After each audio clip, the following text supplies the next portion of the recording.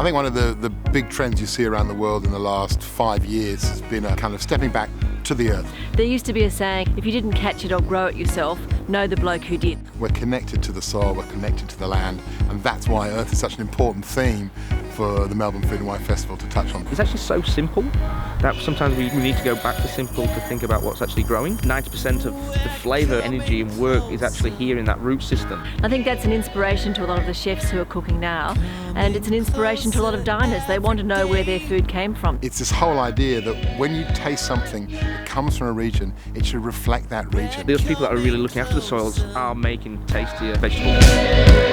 Yeah, we're all fixing for a spot.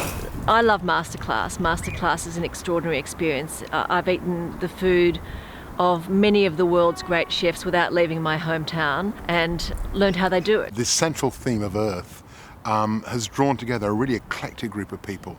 And you've got chefs from Mexico City, from Lima, from Canada, from Charleston, from Parma, from Paris, all who share a similar ethos about the importance of what comes from the ground. I always love to see what the Scandinavians are up to, and Magnus Nilsson is the Bear Grylls of chefs. He has a remote restaurant in Sweden. This is a guy who lives in the woods, and what you eat reflects what's in the woods. I'm also interested in seeing Enrique Olvera from Mexico City, who really takes Mexican traditional cuisine into new areas. And he's a gentleman that's gone back and really realised what the earth is to him. We've got Spigherelli from Parma setting up the whole of his property as a big farm, so you can control exactly the quality of what he puts on the plate.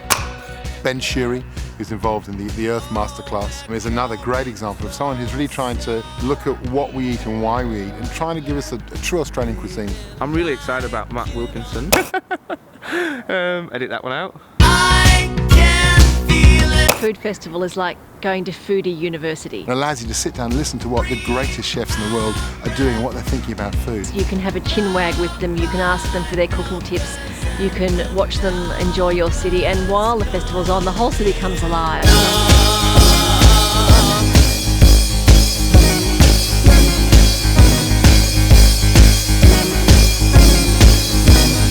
Grow it, make it, eat it, drink it.